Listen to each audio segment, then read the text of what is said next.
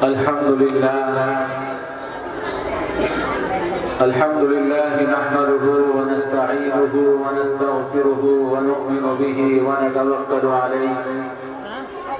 ونعوذ بالله من شرور أنفسنا ومن سيئات أعمالنا من يهده الله فلا مضل له ومن يضلله فلا هادي له ونشهد أن لا إله إلا الله وحده لا شريك له ونشهد أن سيدنا وسندنا وحبيبنا وشفيعنا ونبينا ومولانا ومقتدانا محمدا عبده ورسوله أما بعد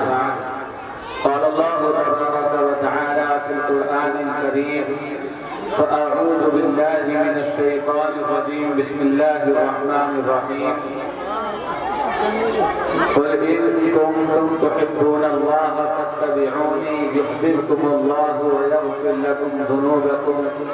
والله غفور رحيم صدق الله العظيم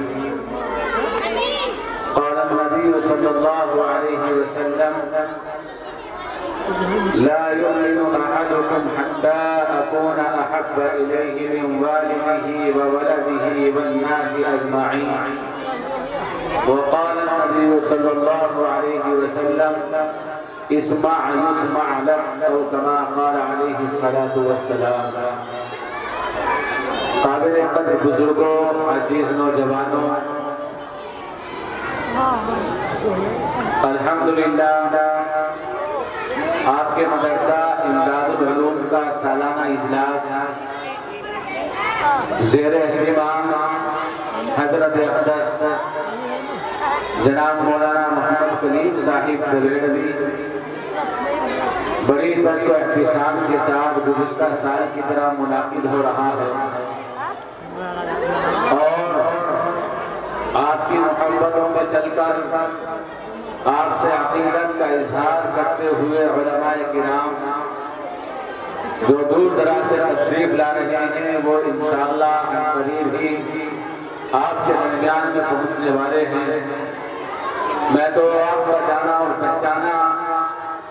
اور آپ کے درمیان میں رہنے والا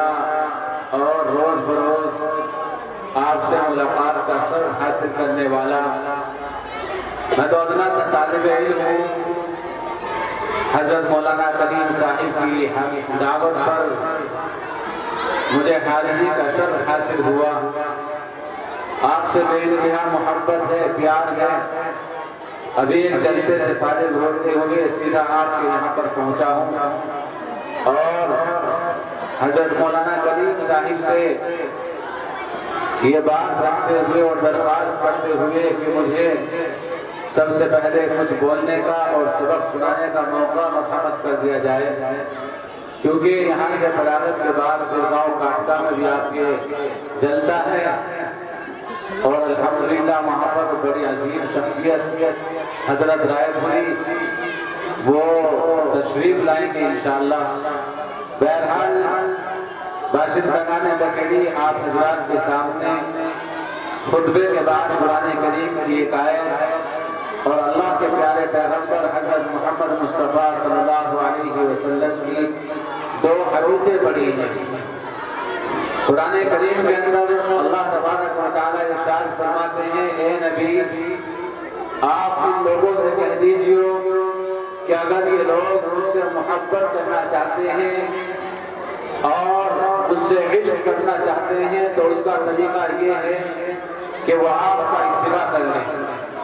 چنانچہ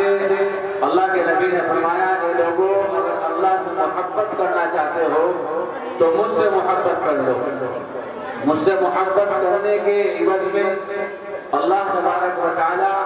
تم سے محبت کرنے لگیں گے اور تمہارے گناہوں کو معاف فرما دیں گے اسی طریقے سے اللہ کے نبی نے حدیث پاک کے اندر بیان فرمایا کہ لا یؤمن احدکم حتی اکون احب الیہ من والدہ وولدہ والناس اجمعین کہ تم میں سے کوئی بھی انسان اس وقت تک کامل ایمان والا کامل مسلمان پکا سچا مسلمان نہیں بن سکتا جب تک کہ اس کے نزدیک میری محبت اس کی آل اولاد اس کے زمین جائیداد، اس کے کاروبار تمام چیزوں سے زیادہ نہ ہو جائے۔ اب میرے بھائیوں، ہمیں محاسبہ کرنا ہے۔ آج کی رات بڑی مبارک رات ہے، شب برات ہے، اور شب برات کی فضیلت اکثر لوگ جانتے ہیں کہ آج کی رات میں اللہ کے یہاں مضبوط احکامات کے فیصلے صادر کیے جاتے ہیں۔ کس کی کتنی عمر ہونی ہے، کس کی خوراک کتنی ہونی ہے، یہ تمام چیزیں اللہ کے یہاں فیصلے کیے جاتے ہیں۔ میرے بھائیوں، بڑی مبارک کی رات ہے۔ اگر یہ رات بھی ہماری غفلت اور لاپرواہی میں گزرتی چلی گئی، جیسا کہ اب تک دیکھنے میں آ رہا ہے، کہ ہونا تو یہ چاہیے گا کہ اتنی مبارک رات میں الحمدللہ یہ مبارک موقع اللہ نے ہم کو عطا کیا ہے کہ جس میں علماء کرام آ رہے ہیں، علمی مجلس ہمارے مدرسے میں سجائی جا رہی ہے۔ ہونا تو یہ چاہیے گا کہ تمام کیٹیگری کے لوگ اپنے اس محبوب ادارے میں تشریف رکھتے ہیں، لیکن میرے بھائیوں یہاں پر گنے چنے لوگ ہیں اور نہ جانے کہاں ہیں۔ بہرحال میں یہی اعلان کرنا چاہتا ہوں کہ کیٹیگری کے لوگوں، آج بڑی مبارک رات ہے اور بڑی مبارک محفل جناب مولانا کلیم صاحب نے سجائی ہے۔ اس لیے اپنے کام کاج کو چھوڑ کر اور اپنی ضرورتوں سے فارغ ہو کر اپنی اس رات کو عبادت سے سجاتے ہوئے اپنے جلسہ گاہ کے اندر تشریف لے آئے۔ میرے بھائیوں، میں نے نبی کی 2 حدیثیں پڑھی۔ ایک حدیث کا ترجمہ تو میں نے آپ کے سامنے کیا کہ اللہ کے پیارے پیغمبر یوں فرماتے ہیں کہ جب تک تم سب سے زیادہ مجھ سے محبت نہ کر لو تب تک تمہارا ایمان بھی کامل نہیں ہو سکتا۔ اور دوسری حدیث میں اللہ کے پیارے پیغمبر یوں فرماتے ہیں کہ اسمع یسمع لک۔ کتنے بہترین الفاظ اللہ کے پیارے پیغمبر نے ارشاد فرمائے ہیں کہ اے میری امت کے لوگوں، سن لو، دنیا میں اللہ کے احکامات کو سن لو، اللہ کی باتوں کو سن لو، میرے لائے ہوئے دین میں جو باتیں ہیں ان کو سن لو، میں کیا کہہ رہا ہوں اس کو سن لو،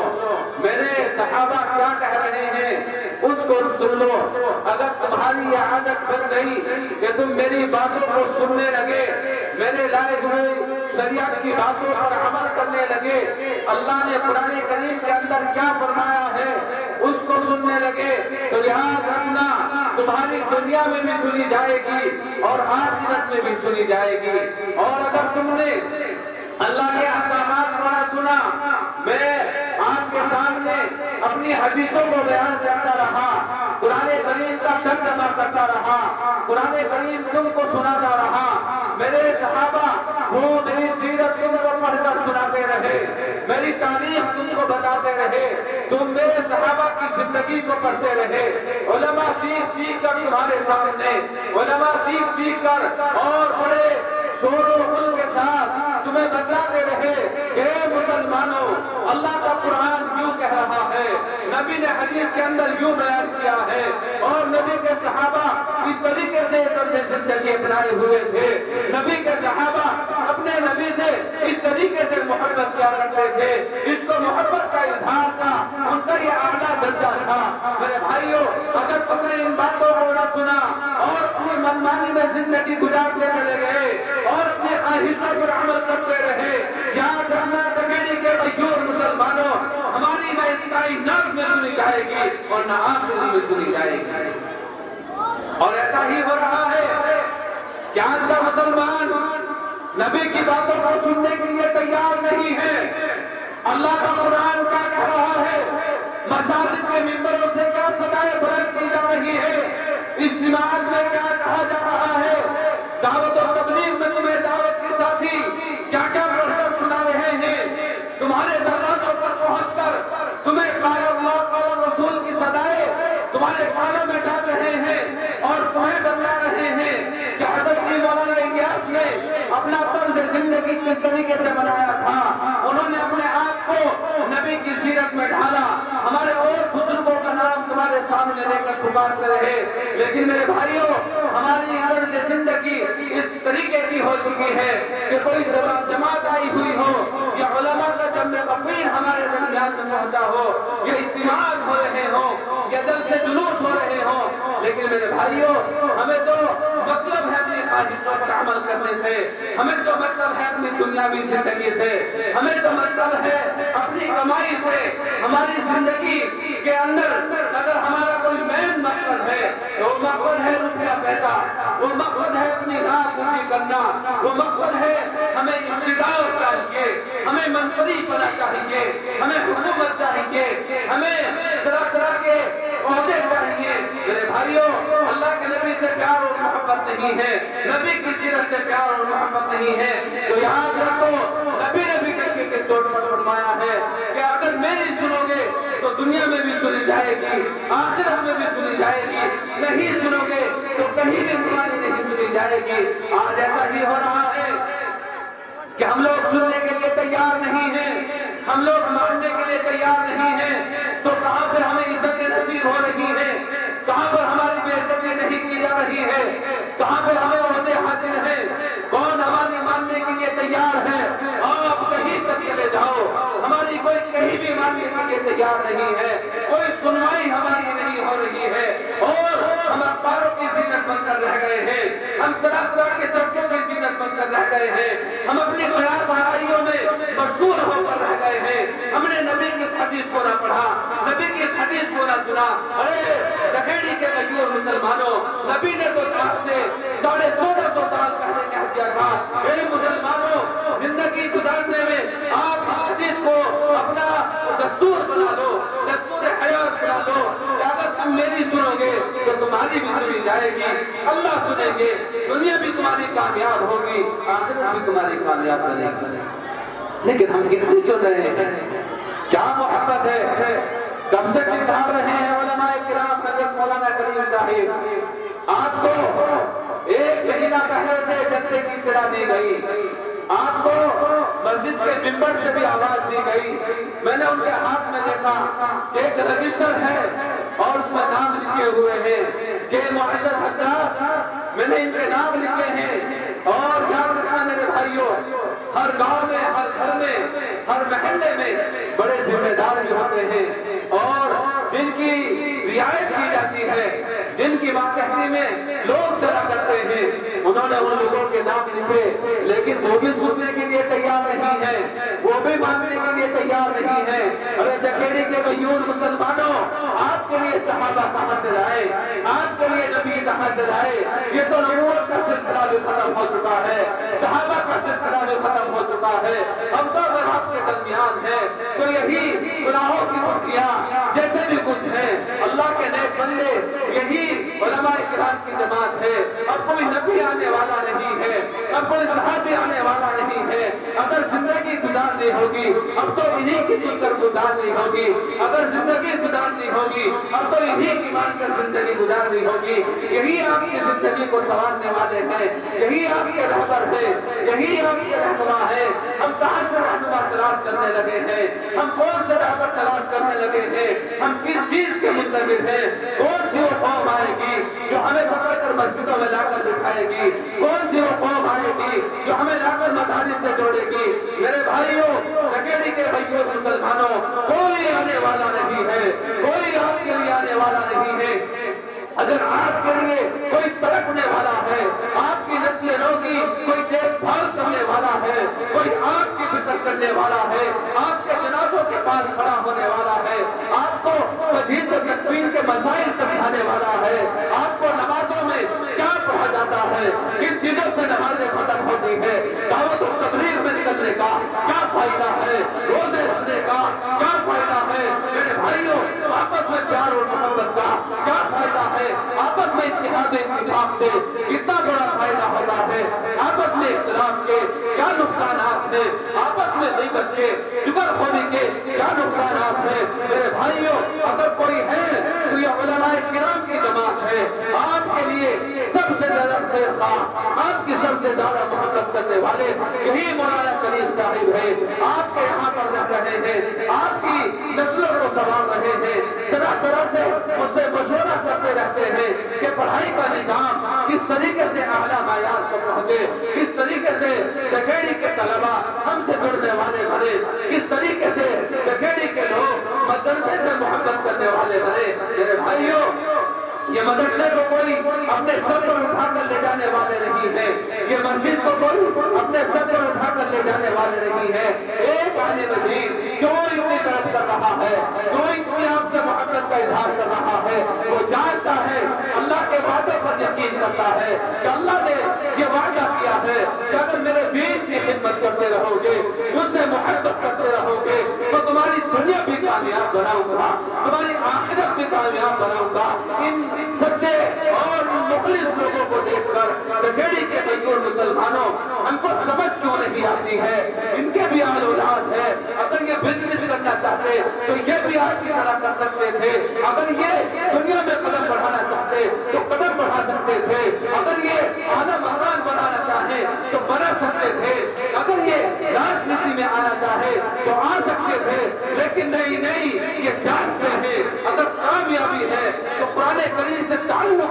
اور لگاؤ پیدا کرنے میں ہے، اگر کامیابی ہے صحابہ کی سیرت پڑھنے میں ہے، اگر کامیابی ہے صحابہ کے طرز زندگی کو اپنانے میں ہے، اگر کامیابی ہے دعوت و تبلیغ میں نکلنے میں ہے، اگر کامیابی ہے مدارس اور مساجد میں رہ کر زندگی گزارنے میں ہے۔ اس لیے میرے بھائیوں، محبت کرو علماء سے، محبت کرو قرآن کریم سے۔ کیسی محبت؟ ایسی محبت جیسی حضرت ابراہیم علیہ السلام کو اپنے اللہ سے تھی، کیسی محبت تھی دکھیڑی کے غیور مسلمانوں۔ آئیے میں آپ کو بتاؤں، اللہ نے حضرت جبرائیل کو بھیجا، اے جبرائیل جا، میرا نبی بکریاں چلا رہا ہے، جا کر اس کے سامنے یہ عبادت کرنی ہے، جا کر اس کے سامنے میری تعریف کو توصیف کرنی ہے، میری مدح سنائی کرنی ہے، میری بڑائی کو بولنا ہے۔ حضرت جبرائیل آتے ہیں اور آ کر حضرت ابراہیم کے سامنے پڑھتے ہیں سبحان ذی الملک والملکوت، سبحان ذی العزت والعظمہ والہیبۃ والقدرہ والکبریاء والجبروت۔ حضرت ابراہیم کے کانوں میں یہ رس کھولتی ہوئی آواز پہنچتی ہے، ایک دم اپنی نگاہوں کو اٹھاتے ہیں اور دیکھتے ہیں یہ آواز کہاں سے آئی ہے۔ دیکھتے کیا ہے کہ میرے سامنے جو انسان کھڑا ہے وہ اللہ کی کبریائی بیان کر رہا ہے، وہ اللہ کی تعریف بیان کر رہا ہے۔ مچل جاتے ہیں اور تڑپ جاتے ہیں، کہتے ہیں وہ اللہ کے بندے تُونے کیا پڑھا ہے، ایک مرتبہ اور پڑھ کر سنا دے، بڑا مزہ آیا ہے، بڑا لطف آیا ہے۔ کہنے لگا حضرت ابراہیم، اے اللہ کے بندے میں سنا تو دوں گا لیکن سنانے کی عوض میں مجھے کیا عطا کرو گے؟ اللہ کے نبی، اللہ کے پیغمبر کہتے ہیں کہ میرے پاس کچھ اور نہیں ہے، یہ بکریوں کا ریوڑ ہے، آدھا ریوڑ تجھے عطا کر دوں گا۔ چنانچہ وہ اس بات پر راضی ہو جاتا ہے اور پھر اللہ کی مدح سنائی کرتا ہے، اللہ کی تعریف کرتا ہے۔ حضرت ابراہیم جذبہ محبت میں خوب مچل جاتے ہیں اور خوب تڑپ جاتے ہیں، کہتے ہیں وہ اللہ کے بندے ایک مرتبہ پھر یہ الفاظ دوہرا دے۔ وہ کہتا ہے کہ اب کیا دو گے؟ کہنے لگے حضرت ابراہیم کہ بکریوں کا آدھا ریوڑ بچا ہے، یہ بھی تجھے دے دوں گا۔ چنانچہ وہ اس بات پر راضی ہو گیا اور اللہ کی تعریف و توصیف کرنے لگے۔ حضرت ابراہیم کا عشق اور اعلیٰ معیار کو پہنچتا گیا۔ حضرت ابراہیم بڑھتے محبت میں اور زیادہ جوش مارنے لگے، کہنے لگے وہ اللہ کے بندے ایک مرتبہ اور پڑھ دے، تو نے میرے نبی کی، میرے اللہ کی بڑی بڑائی بیان کی ہے، تو نے میرے اللہ کی بڑے اچھے انداز میں تعریف کی ہے۔ وہ کہتا ہے فرشتہ کہ اللہ کے بندے اب کیا دو گے؟ اب تو تمہارے پاس بکریاں بھی نہیں بچی ہے، روپیہ پیسہ بھی نہیں ہے۔ حضرت ابراہیم عشق و محبت سے سرشار ہو کر اللہ کے نبی کی، اللہ کے محبت میں ڈوب کر اور سمندر میں غوطہ لگا کر کہتے ہیں کہ میرے بھائی اب میرے پاس کچھ میرے کو تو نہ بچا، لیکن اب جو میری بکریاں ہیں ان کو میں چرایا کروں گا۔ ایک دم بھی محبت چھپ نہ سکی جب تیرا کسی نے تھام لیا، اور جان دی ہوئی اسی کی تھی، حق تو یہ ہے کہ حق ادا نہ ہوا۔ دکھیڑی کے غیور مسلمانوں، فرشتہ کیا کہتا ہے؟ اے اللہ کے پیارے پیغمبر، اے حضرت ابراہیم، میں کوئی عام انسان نہیں ہوں، میں کوئی عام آدمی نہیں ہوں، میں تو اللہ کی جانب سے بھیجا ہوا فرشتہ ہوں۔ اللہ نے کہا تھا اے میرے فرشتے، جا میرا ابراہیم بکریاں چلا رہا ہے، جا اس کے سامنے جا کر میری تعریف و توصیف کرنی ہے، میری بڑائی بیان کرنی ہے۔ آج دیکھتے ہیں کہ میرا ابراہیم میرے نام کی دام لگاتا ہے۔ میرے بھائیوں، اللہ نے یہ جلسہ آپ کے دامن میں ڈالا ہے، اللہ نے اس جلسے کو آپ کے یہاں پر عطا کیا ہے۔ ہو سکتا ہے اللہ یہ جاننا چاہتے ہو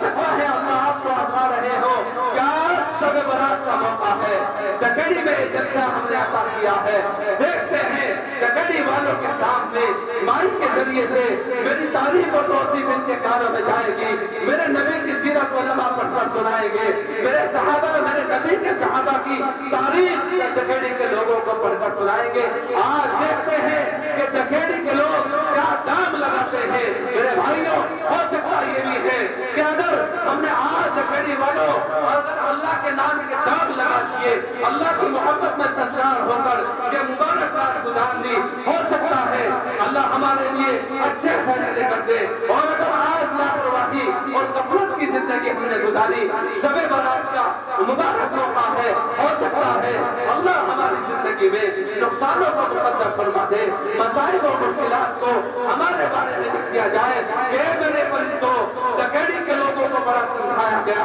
چیخ چیخ کر پکارا گیا اور بلایا گیا، لیکن ان کے کانوں پر ذرہ برابر بھی علماء کی آواز نہ پہنچی۔ انہوں نے ویسے ہی ایک عام آدمی مان کر ان کو پسے کچھ ڈال دیا، میری مجلس سے میرے نبی سے کوئی محبت نہ کی۔ جاؤ ان کے بارے میں آج نقصانوں کو لکھ دیا جائے، ان کے بزنس میں خزانے کو لکھ دیا جائے، جاؤ ان کی عمریں کم کر دی جائے، ان کے بارے میں بیماریوں کو مقدر کر دیا جائے، جاؤ ان کے سامنے مشکلات کا ایک پرچہ ان کے مقدر میں لکھ دیا جائے۔ میرے بھائیوں، اگر اللہ اس نہج پر آ گئے تو ہمارے لیے کوئی پرسان حال نہ ہوگا، ہم کو کوئی پوچھنے والا نہ ہوگا۔ میرے بھائیوں، اگر اس کائنات میں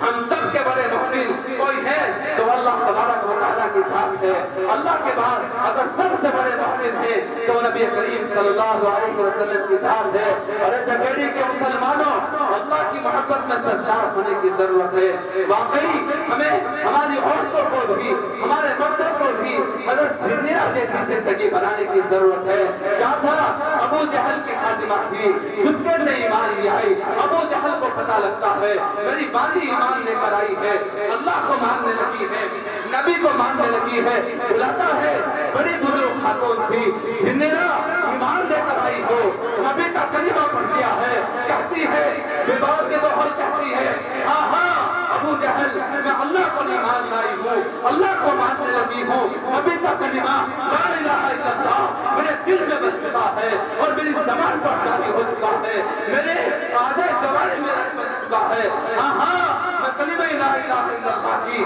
تصدیق کرنے لگی ہوں، میں اللہ کو ماننے لگی ہوں۔ کہتا کیا ہے؟ اچھا مجھے نہیں مانتی، میرے معبودوں کو نہیں مانتی، لات اور عزا کو نہیں مانتی، حبول کو نہیں مانتی، کہنے لگی نا نا میں اللہ کو ماننے والی ہوں، قیامت تک اللہ کو مانتے رہوں گی، قیامت تک نبی کو مانتے رہوں گی۔ چنانچہ کیا ہوتا ہے؟ بزرگ خاتون پر ملعین ملعون ابو جہل بڑے ظلم کھانا ہے، بلاتا ہے اپنے کارندوں کو اس کو مارا جائے، اس کو پیٹا جائے، مار سکتی رہی اور پٹائی سکتی رہی،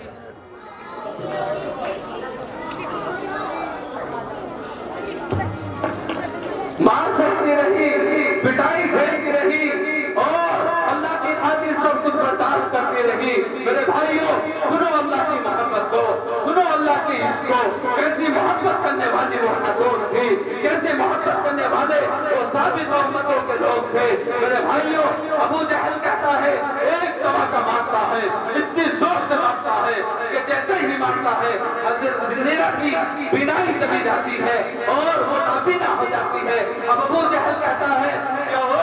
ہمارے معبودوں کو چھوڑ کر چلی گئی، ہمارے معبودوں کو ٹھکرا کر چلی گئی، میرے لات اور حبول نے، میرے عزا جو معبود ہیں، میرے خداؤں نے میری بینائی چھین لی ہے۔ وہ بزرگ خاتون مار جھیلتی رہی، پٹائی جھیلتی رہی، لیکن جب اللہ کی وحدانیت کی بات آتی ہے اور وہ مشرکانہ بات کرتا ہے کہ تیری بینائی میرے معبودوں نے چھینی ہے، تیری بینائی میرے لات اور عزا نے چھینی ہے، فوراً تڑپ جاتی ہے اور اللہ کے حضور سجدے میں گر جاتی ہے، اے اللہ اب تک میری لات، میری پٹائی اور میرے پر اوپر ظلم کی بات تھی، اے اللہ اب اس لات اور عزا کے ماننے والے نے، اس ابو جہل لعین نے تیری وحدانیت کو ٹھکرایا ہے اور